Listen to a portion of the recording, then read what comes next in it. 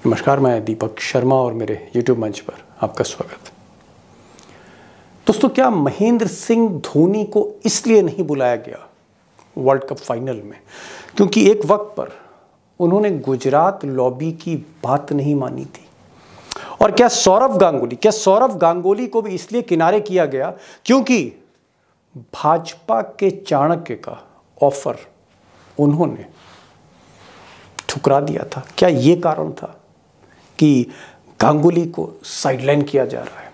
और जहां तक बात कपिल देव की है, सुपर हीरो, क्रिकेट के सुपर हीरो कपिल देव की है, तो उनके लिए लोग कह रहे हैं कि इनविटेशन कार्ड जो था, वर्ल्ड कप फाइनल का जो इनविटेशन कार्ड था, जहां कपिल देव को वाकई आना था, पुरानी यादें ताज़ा करनी थी उनको स्टेडियम में, इनविटेशन कार्ड से इसलिए नाम स्क्रैच किया गया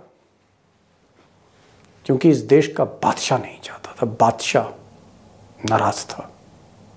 लेकिन दोस्तों, इससे भी बड़ा सवाल है कि क्या आज की तारीख में इस देश के क्रिकेट को वो दो लोग चला रहे हैं जो दिल्ली की सत्ता पर काबिज हैं, और उनकी ताकत के आगे क्या अदालत झुकी थी? और अदालत ने अमित शाह के बेटे जय शाह को 3 साल का एक्सटेंशन दे दिया था। यानी अगर सुप्रीम कोर्ट की गाइडलाइंस, जस्टिस लोधा कमेटी की गाइडलाइंस फॉलो की जाती तो आज जय शाह को कुर्सी छोड़नी होती, बल्कि यूं कहूं 2022 में ही जय शाह को कुर्सी छोड़नी पड़ती। और आज वो कुर्सी पर इसलिए कायम है, इसलिए काबिज है क्योंकि कहीं ना कहीं अदालत झुकी।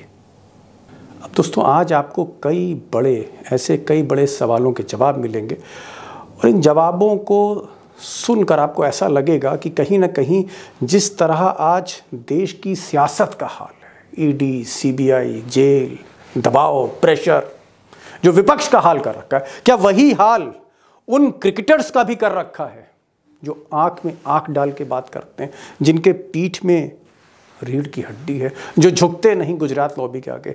क्या क्रिकेट का हाल भी सियासत जैसा है? The point is that Rahul Gandhi has said that India has lost the World Cup final because of Prime Minister Narendra Modi. मेरी तरफ से निमंत्रण है आप सबको। इतने महान वो सरदार पटेल साहब, उनके नाम का स्टेडियम हटा के अपने नाम से इस नीच व्यक्ति ने किया है। कितना निर्लज प्रधानमंत्री। हाँ, क्या पनौती वो अच्छा भला वहां पे, अच्छा भला हमारे लड़के वहां पे वर्ल्ड कप जीत जाते। अब दोस्तों, पहले बात कर लेते हैं जय शाह की। अभी जो जय शाह साहब हैं, ये देश के मोदी के बाद जो सबसे ताकतवर नेता हैं, अमित शाह, उनके इकलौते बेटे हैं। और मोदी जी जब प्रचंड बहुमत लेकर दोबारा आए और दोबारा प्रधानमंत्री बने 2019 में, उसके चंद महीने बाद अक्टूबर 2022 में जय शाह का भी राज तिलक किया गया। यानी एक शपथ मोदी जी ने ली और अमित शाह ने ली, कुछ महीने बाद एक शपथ जय शाह ने ली। क्रिकेट के बादशाह बन गए, the king of cricket, the king of BCCI, Jay Shah. और साथ में इनके सौरव गांगुली, जी हाँ, पूर्व भारतीय कैप्टन, उनको भी अध्यक्ष बना दिया गया। यानी चेहरा गांगुली का था, लगाम जय शाह के पास थी। लेकिन दोस्तों, इस कहानी में थोड़ा पेच था। पेच ये था कि जय शाह का जो टेन्योर था, या उनके साथ जो सौरव गांगुली थे अध्यक्ष, इनका जो टेन्योर था, दोनों का, अध्यक्ष, प्रेसिडेंट और सेक्रेटरी का, वो 3 साल का था। यानी 2022 में जय शाह को कुर्सी छोड़नी थी, सौरव गांगुली को भी कुर्सी छोड़नी थी, और एक नया अध्यक्ष और नया सचिव आता। ये गाइडलाइंस जो हैं, ये सुप्रीम कोर्ट की गाइडलाइंस थी, जस्टिस RM लोधा कमेटी की गाइडलाइंस थी कि क्रिकेट में किसी का प्रभुत्व ना हो, कि क्रिकेट में किसी का आधिपत्य ना हो, इसलिए टेन्योर सिर्फ 3 साल का रहेगा, फिर मौका आपको अगले आदमी को देना पड़ेगा। लिहाजा बीसीसीआई जो है वो सुप्रीम कोर्ट में दोबारा गई, और सुप्रीम कोर्ट में कहा कि साहब, बिना सौरव गांगुली के तो क्रिकेट चल नहीं पाएगा। पहली बार एक कप्तान बोर्ड का जो है वो सर्वा बना, अध्यक्ष बना है, लिहाजा एक्सटेंशन दे दिया जाए हुजूर। और क्योंकि प्रेशर इतना ज़्यादा था गुजरात लॉबी का कि अदालत भी कहीं ना कहीं झुक गई, और 3 साल सौरव गांगुली को मिले, 3 साल जो है वो जय शाह को मिले। यानी जिस जय शाह को 2022 में रिटायर होना था, वो अब 2025 तक इस देश का क्रिकेट चलाएंगे।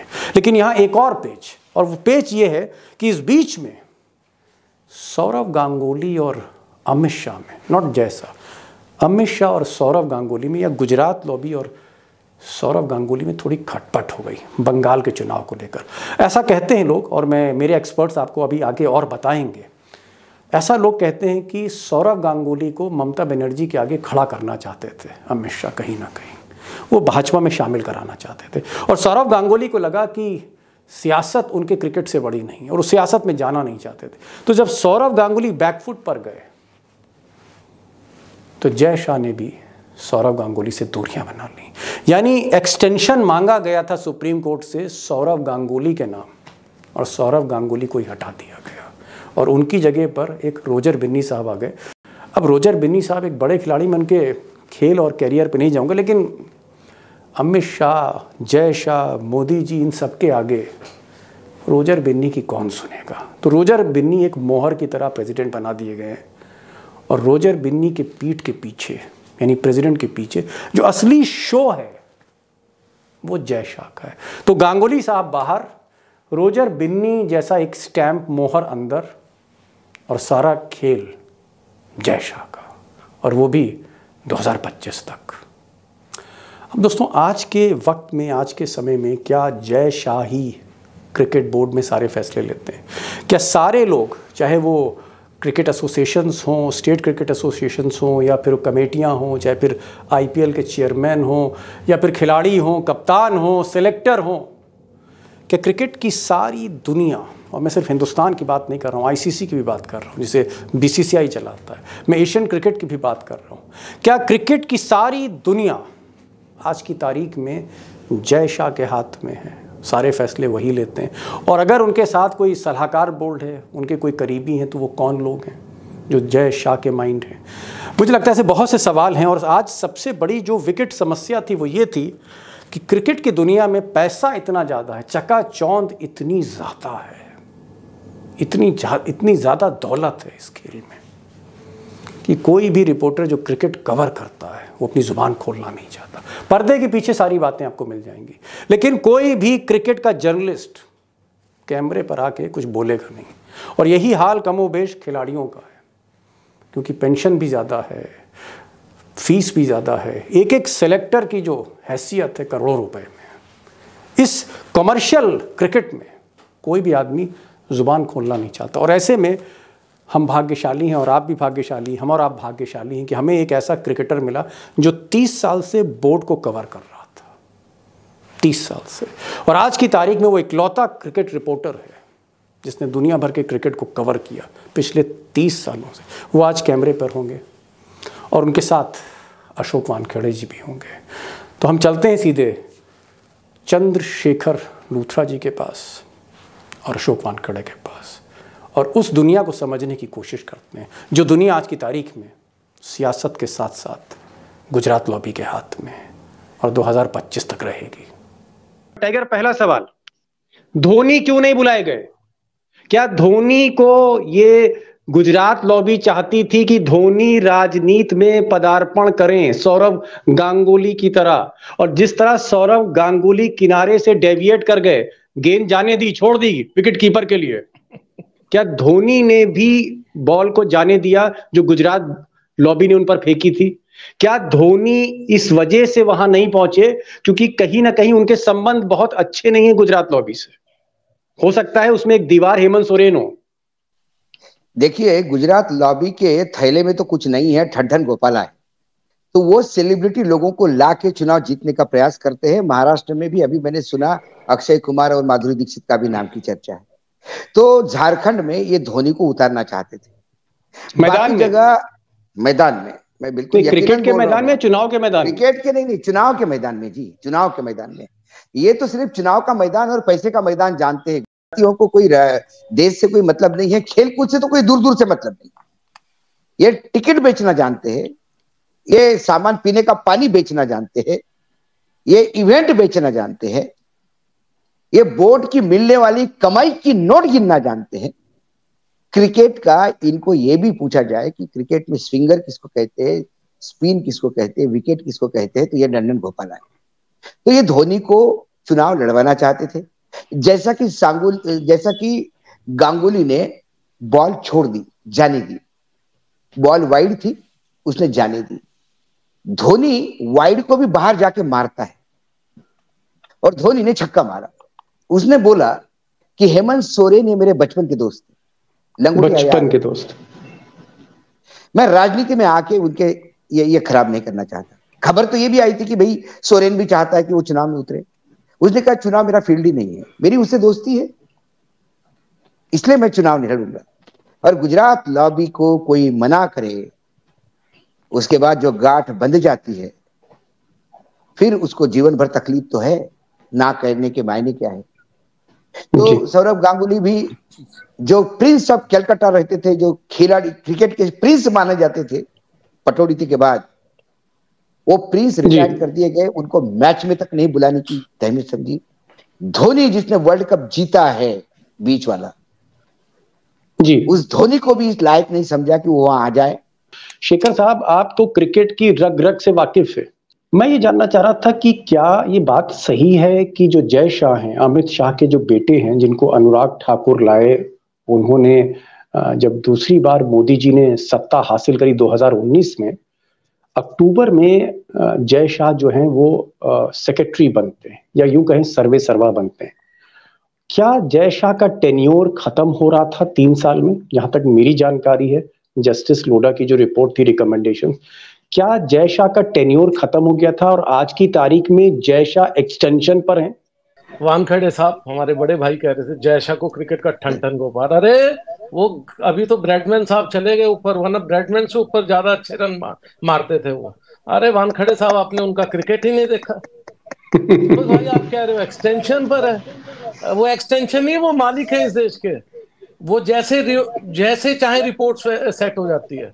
मुझे याद है जब 4.5 साल में एक दिन सुप्रीम कोर्ट के अंदर रहा, टाइम खोटी की, अब तो ये लगता है टाइम खराब किया हमने।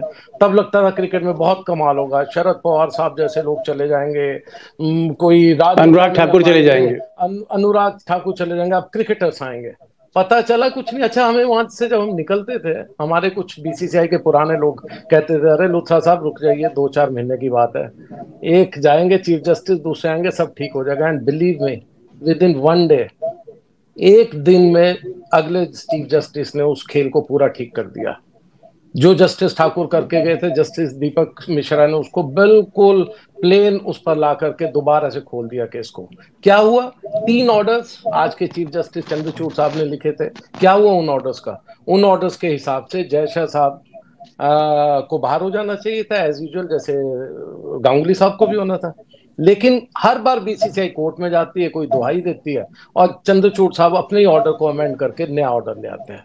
मतलब कि वो 4.5 साल की पूरी एक्सरसाइज खराब हुई। जस्टिस लोधा जो मूर्ख बने इतने दिन, उनको लग रहा था कि मैं बड़ा कमाल कर दूंगा, मैं 3 सेलेक्टर्स कर दूंगा, 5 की जगह प्रोफेशनल हो गए, उनको करोड़ों रुपए मिलेंगे। आज करोड़ों मिल रहे हैं, लेकिन फिर से 5 सेलेक्टर हैं। एक जोन के 2 सेलेक्टर भी है जब इनकी मर्जी होती है तो। जोनल लेवल पे नहीं है, लेकिन पहले तो जोनल ही हो रहे थे। अब एक वेस्ट जोन के 2 सेलेक्टर्स भी हैं, क्योंकि अपनी मर्जी है, जो करवा रहा है, जो रखवा रहा है, उसको वो जानते हैं क्या करना। तो पूरा जो ऑर्डर्स थे, जो 2016 के जो ऑर्डर्स थे जस्टिस ठाकुर, जिसमें जस्टिस खानवेलकर, जस्टिस चंद्रचूड़ साहब थे, जिसमें अनुराग ठाकुर जी को हटाया गया था, बर्खास्त किया गया था, उनकी राजनीति में कई वजहों से। लेकिन वो ऑर्डर्स आज कहीं नहीं है। आज ये ऑर्डर्स है कि अगर तुम हमारी बात मानोगे तो तुम्हें कोई पद दिया जाएगा। इस बोर्ड में बिलीव मी, मुझे करीब 30वां साल है ये स्पोर्ट्स जर्नलिज्म, खासकर क्रिकेट। 30 साल से क्रिकेट कवर कर जी। 30 साल में ऐसा कभी नहीं हुआ था कि आप किसी बोर्ड के सेक्रेटरी को फोन ना कर सको, या बोर्ड का प्रेसिडेंट आपको अवेलेबल ना हो। वानखेड़े साहब, बात आपने गांगुली जी की बताई, जिसको लूथरा साहब ने मोहर लगा दी कि हाँ, गांगुली साहब को ऑफर दिया गया था कि वो फेस बने बंगाल में गुजरात लॉबी का। तो फिर धोनी के बारे में आपने बताया कि धोनी पर भी एक तरह का दबाव था कि वो बीजेपी के फेस बने, और झारखंड में वैसे भी बीजेपी के पास कोई बहुत बड़ा नेता नहीं है। बाबूलाल मरांडी कुछ कर नहीं पाए, और अर्जुन मुंडा जो है किसी गोदाम में बंद है शास्त्री भवन के। तो मैं उस पर नहीं जाना चाह रहा हूँ। मैं कपिल देव के बारे में पूछना चाह रहा था, जिनकी बचपन में हम तस्वीर देख के बड़े हुए, जिनको हमने पहला सुपरस्टार माना अपने जीवन का। कपिल देव जैसे लोगों को जो वर्ल्ड कप जीत के लाते हैं, क्रिकेट को नई तरह से जिन्होंने परिभाषित किया खेल को, कपिल देव को ये कहना पड़ रहा है कि मुझे भूल गए लोग। जो आदमी दिल में बसा हो वो जहन से कैसे निकल जाएगा? नहीं नहीं, दिल में किसी का बसा है? दिल में 143 करोड़ लोगों के बसा है। जिस 143 करोड़ में ये दो गुजराती नहीं है। इनके दिल में सिर्फ पैसा बचता है, इसके दिल में अडानी बचता है, जिसके दिल में सिर्फ डील और व्हील बचते, धंधा बचता हो, उसमें कपिल देव के खेलने से कोई मतलब नहीं, उनके कंट्रीब्यूशन से कोई मतलब नहीं। जब किसान आंदोलन हुआ तो हरियाणा हरिकेन है, वो हरियाणा का प्रोडक्ट है। जब हरियाणा के अपने किसान भाई, किसान का बच्चा है वो, उनका परिवार भी कहीं ना कहीं किसान से जुड़ा हुआ है। जब उसने देखा कि किसानों पे इतना अत्याचार हुआ तो उन्होंने किसानों के फेवर में बात की। कपिल देव उसके बाद महिला खिलाड़ियों का शारीरिक शोषण होता है। एक गोंडा का गुंडा जो सांसद है, भारतीय जनता पार्टी की मजबूरी हो सकता है, देश की मजबूरी नहीं है, तो एक खिलाड़ी होने के नाते अपनी बहनों अपने बेटियों के साथ खड़ा हो गया। ये उसकी कपिल देव गलती है। कपिल देव कपिल देव जब कपिल देव ने ये दो राष्ट्रद्रोह के काम किए कि लड़ने वालों किसानों का साथ दिया और उन लड़कियों के लिए दो प्यार के शब्द बोले, ये राष्ट्रद्रोह करने वाले आदमी को आप कैसा सोचते हैं कि फाइनल में बुलाया जाएगा? वह राष्ट्र भक्तों का मेला था, वह मेला था 25,000 करोड़ रुपए इकट्ठा करने वालों का, वह मेला था पर्दों पे 100-100 करोड़ के पिक्चर देने वालों का, वहां मेला उन लोगों का था जो 4,000 का टिकट 50,000 रुपए में खरीद पा रहे थे, उनका मेला था। उसे एक राष्ट्र पर्व घोषित करने का प्रयास किया गया था, और वही क्योंकि एक इवेंट था सरकार के लिए, और ये इस इवेंट में बहुत बड़ी बड़ी चीजें सोच के चले गए थे।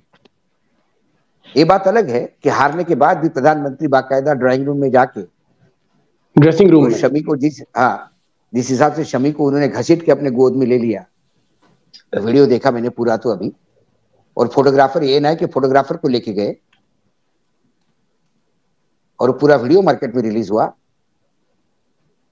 ये इवेंट था उनके लिए, इन्हें क्या मतलब है देश से? मैं दीपक भाई बताता हूं आपको, यदि इंडिया क्रिकेट कप जीतता, मेरी भी दिल की चाहत थी कि जीत जाए, यदि जीतता तो ये क्रिकेट की पूरी टीम रामलला के अभिषेक में, वहां पे जब अयोध्या में जब रामलला का प्राण प्रतिष्ठा होनी थी, उस दिन ये क्रिकेट की टीम भी वहां कप लेके खड़े होते, चारों धाम की यात्रा पे जाते, प्रभात फेरियां निकलती और आने वाले 24 साल के चुनाव में ये कहते कि हम हैं तो क्रिकेट भी है। और गोदी मीडिया के एंकर कहते शुक्रिया Modi ji, thank you Modi ji, programme आता। ये इस बात से इसलिए नकार नहीं सकते कि जब पेट्रोल की, क्रूड की कीमतें 2014 में एकदम नीचे आ गई थी, तो मोदी जी ने कहा था कि ये मेरे किस्मत के कारण आ गई। जी नहीं, लेकिन टाइगर मैं आ रहा हूँ, हैरानी की बात ये है, टाइगर मैं आ रहा हूँ। लूथरा साहब एक सवाल मैं यहाँ पर आपसे करना चाहूंगा, उसके बाद फिर मैं टाइगर के पास जाऊंगा। क्या आप, क्योंकि बोर्ड को देखते हैं, क्रिकेट बोर्ड को आप कवर करते हैं और 30 साल से कर रहे हैं, और जो सुप्रीम कोर्ट में क्रिकेट में धांधली, क्रिकेट में करप्शन, क्रिकेट में मैच फिक्सिंग, इसको लेकर आपने एक बहुत प्रोएक्टिव पत्रकारिता की है, और हमें उस पर फक्र है, नाज है कि एक लूथरा साहब जैसा भी एक रिपोर्टर है इस भीड़ पे। मैं आपसे जानना चाह रहा था कि आज क्या क्रिकेट जो है वो सिर्फ गुजरात में सिमट गया है? क्या जो गुजरात लॉबी है, जो जय शाह हैं, वो जो फैसला कर देते हैं वही मान्य होता है? क्या बाकी प्लेयरों की हिम्मत नहीं है, चाहे वो कपिल देव हो या फिर वो कोई सौरव गांगुली हो या फिर कोई धोनी हो या और बाकी क्रिकेटर्स, क्या उनकी हिम्मत नहीं है? ऑफिशियल्स की हिम्मत नहीं है, कोचों की हिम्मत नहीं है, जो मैनेजमेंट में उनकी हिम्मत नहीं है, एकेडमीज की हिम्मत नहीं है कि सीधे बात करें जय शाह से? क्या जय शाह का एक्सेस सिर्फ तेंदुलकर तक है या एक आध और लोगों तक है? क्या हो रहा है इस वक्त बोर्ड में? देखिए, मोस्ट ऑफ द क्रिकेटर्स देखे, they play to the gallery. बहुत कम क्रिकेटर्स, एक थे हमारे बिशन सिंह बेदी साहब, भगवान के चरणों में चले गए। बहुत कम ऐसे लोग होते हैं जो करोड़ों रुपए ठुकरा देते हैं लेकिन किसी सर्कस का हिस्सा नहीं बनते। उनको 2-2 करोड़, 5-5 करोड़ ऑफर हुए कि आप आईपीएल सर्कस का हिस्सा बने, उन्होंने कहा नहीं, मुझे लगता ही नहीं है क्रिकेट है, और उन्होंने लास्ट तक वो एक्सेप्ट नहीं किया। अदरवाइज वो भी आज जब ऊपर गए हैं तो कम से कम 20-50 करोड़ और अपने साथ लेकर के जाते हैं, पहली चीज। तो जो क्रिकेटर्स है ना, वो एक ऐसी कौम है, जब तक खेल रहे हैं तब भी पैसा बटोर रहे हैं, उसके बाद भी किसी में स्टैंड लेने की हिम्मत नहीं है। एक लाइन भी कुछ बोलते हैं, मांजरेकर ने एक बार बोल दी थी, उनको कमेंट्री से बाहर कर दिया था। गावस्कर साहब ने एक हल्का सा कॉलम लिखा था, उनको बाहर कर दिया गया था, नागपुर के चक्कर मारते रहे थे। ये चीजें सब कुछ जी जो कहते हैं ना पब्लिकली। अब हम कपिल देव देख रहे हैं। ठीक है, और रही बात कपिल देव की, जो मैं कहूँ, कपिल देव तो बिल्कुल सही बोला बड़े भाई ने कि वो तो देशद्रोही हैं। उन्होंने किसानों का भी साथ दिया, खालिस्तानियों को जो कहते थे, और उसके बाद खिलाड़ियों का भी साथ दिया जिन्होंने एक गोंडा के पूत, जो महान सपूत है, उनके अगेंस्ट ऐसे लांछन लगाए। तो बिल्कुल उनको तो बुलाने का बनता ही नहीं था। लेकिन जो सबसे बड़ी चीज है, जो मैं एक बात आपको बताऊं कि ये विकेट का क्या हुआ। कोई मूर्ख भी अगर इस विकेट के इस टीम के बारे में कहे कि हम नहीं जीत पा रहे थे, कोई मूर्ख ही होगा नहीं जीत पा रहे थे ऐसा कहेगा। ये टीम बेस्ट पेस अटैक है वर्ल्ड में, आज भी ऑस्ट्रेलियन से बेटर पेस अटैक है, पाकिस्तान से बेटर है, न्यूजीलैंड से बेटर है, इंग्लैंड से बेटर है। तो आपको ऐसी स्लो टर्नर ड्राई विकेट देने की क्या जरूरत थी? ये किस मूर्ख ने विकेट चूज की, बताइए ना। एक 19 तारीख का दिन होगा, प्रधानमंत्री मोदी के हाथों से, प्रधानमंत्री मोदी के नाम के स्टेडियम पे ट्रॉफी दी जाएगी। उससे पहले राजस्थान में आप भाषण देंगे, हिट विकेट और ये सब क्रिकेटिंग टर्म्स यूज करेंगे। ये एक माहौल तो बना रहे थे आप, जो ज्यादा वानखेड़े साहब जानते हैं। लेकिन point is, cricket is a great leveller. जब हम शुरू से क्रिकेट खेलने शुरू हुए थे, प्रोफेशन में आने से पहले एक टर्म होती थी, cricket is a great leveller. Cricket अपना लेवल खुद ठीक कर देता है, कोई प्लेयर भगवान नहीं है। ब्रैडमैन साहब भी लास्ट में 0 पे आउट हुए थे, इसलिए 100 की उनकी एवरेज नहीं रह पाई। तो ये कहते हैं ना कि कोई भी भगवान नहीं है। यहां पर अगर आपने पूरी कोशिश की, जिस मूर्ख ने भी अगर ये विकेट चूज करके दी, उस मूर्ख से पूछे, वो क्रिकेटर नहीं हो सकता। बिलीव मी, मैंने 3-4 लोगों से बात करने की कोशिश की, डिफरेंट पिच क्रिएटर से लेकर बाकी लोगों से, किसी को कुछ नहीं पता कहां से ऑर्डर आए। मैं बता रहा हूं, एक मूर्ख ने ऑर्डर दिए जो टीम को आपकी हरवा के रख दिया। वरना इस पेस अटैक के साथ आप एक ड्राई विकेट पे क्या करोगे? इस टीम के साथ जिसमें 7 बैट्समैन टॉप क्लास हो, आप एक ऐसी विकेट स्लो जिसपे डबल पेस विकेट हो, उस पर रन ना हो, ऐसा क्यों करोगे? क्या आपने टॉस फिक्स किया था? नहीं किया था ना, पता चल गया। ये जितने भी मूर्ख लोग घूम रहे हैं और ये सोच रहे हैं कि हम ऐसा करेंगे, ये पैसा जीतेंगे, believe me, cricket is a great leveller. पहले टॉस उनको जितवा दिया, हमें बैटिंग करवा दी, and it was a difficult batting wicket उस वक्त पे। बाद में ईज आउट होगी, जैसे ड्यू आ गई, ईज आउट होगी। आपको क्या लगता है, अगर अगर अगर डालमिया जैसे लोग होते या और प्रोफेशनल लोग होते क्रिकेट में, या डूंगरपुर साहब जैसे लोग होते जिन्होंने क्रिकेट को क्रिकेट बनाया, आपको लगता है फिर वेन्यू क्या होता वर्ल्ड कप का? अगर देश में वर्ल्ड कप हो रहा है तो आप, क्योंकि क्रिकेट के 30 साल के रिपोर्टर हैं, टॉप लेवल पे आपने क्रिकेट को कवर किया वर्ल्ड पे, what should be the stadium venue? क्या होना चाहिए था इस वर्ल्ड कप का वेन्यू?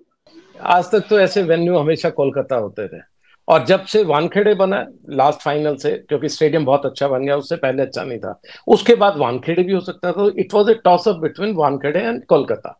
कोलकाता में प्रिंस गांगुली की वजह से नहीं हो सकता, वहां पर शरद पवार की वजह से नहीं हो सकता। शरद पवार जो कहते थे, जो पॉलिटिशियन क्रिकेटर एडमिनिस्ट्रेटर थे, इवन वो भी कभी क्रिकेट में इंटरफेयर नहीं करते थे। दिलीप वेंकसर को कहते थे, you look after the cricketing part, मैं फाइनेंशियल देखता हूं।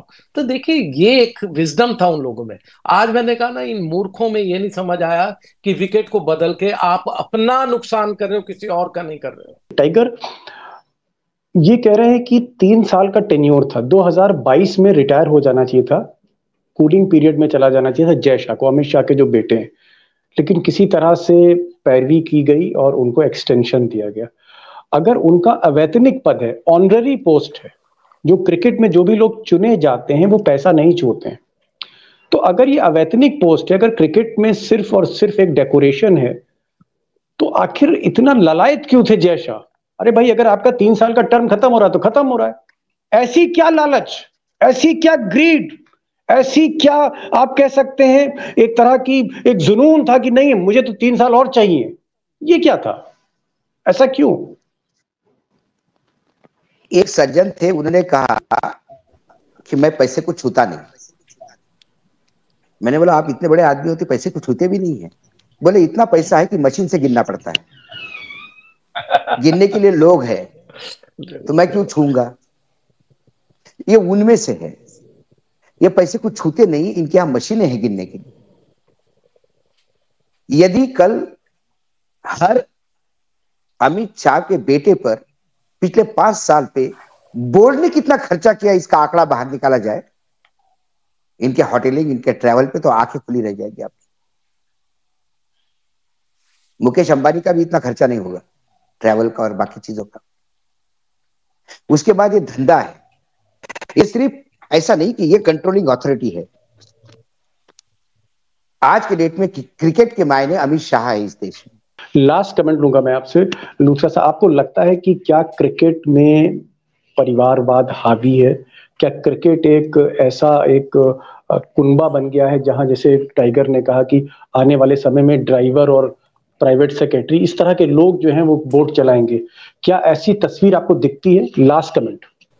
मुझे एक भी स्टेट ऐसे दिखा दीजिए जो एक पॉलिटिशियन ने कंट्रोल ना कर रखी हो। अगर वो खुद नहीं है, उनके नौकर हैं, उनके दामाद हैं, उनके बेटे बहू हैं, कोई भी, हर एक तरफ एक इंडस्ट्रियलिस्ट जो कि या चंदा देता है, जो इलेक्टोरल बॉन्ड्स के थ्रू नहीं देता, अलग तरह से देता है, या फिर उनके बच्चे यहाँ पर कंट्रोल कर रहे हैं। किसी भी स्टेट को देखिए, कभी उठा करके पूरी बात कीजिए।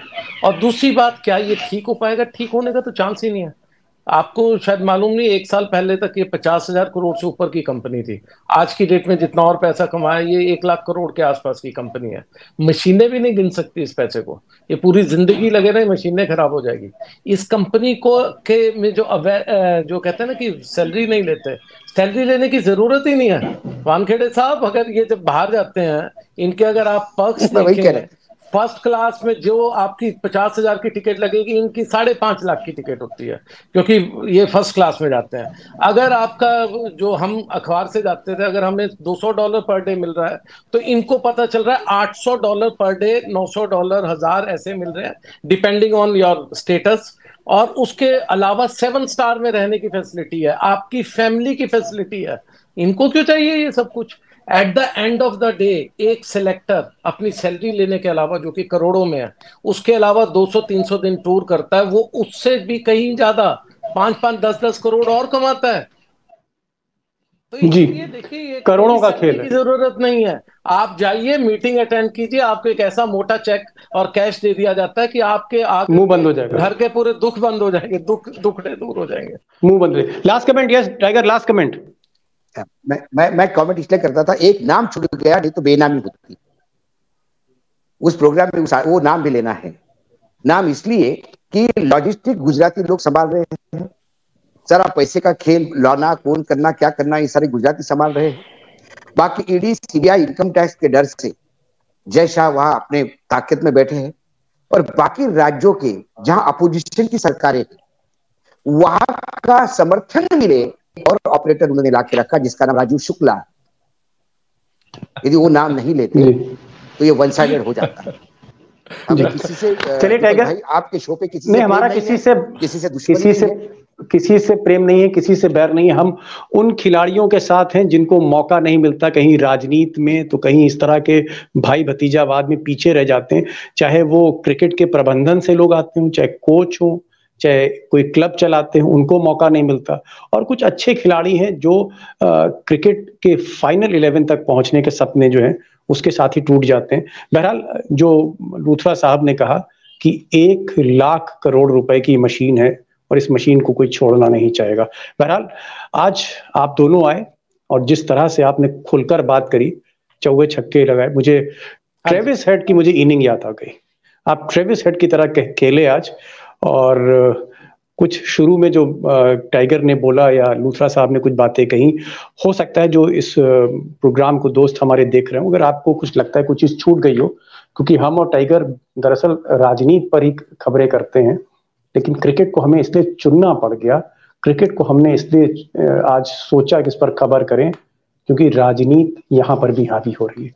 एक घर डाइन छोड़ देती है, लेकिन मुझे लगता है कि ये जो लॉबी किसी घर को नहीं छोड़ती, इस वजह से इस प्रोग्राम को करना पड़ा। और हम उम्मीद करते हैं कि जो जस्टिस RM लोढ़ा हैं, उनकी जो स्पिरिट है, आने वाले समय में फिर कोई चंद्रचूड़ होगा और जो लागू करेगा, और जिस तरह से अनुराग ठाकुर को बर्खास्त किया गया था, उसी तरह से आने वाले दिन में ये जो लॉबी है इसको भी कोई ना कोई बर्खास्त करेगा।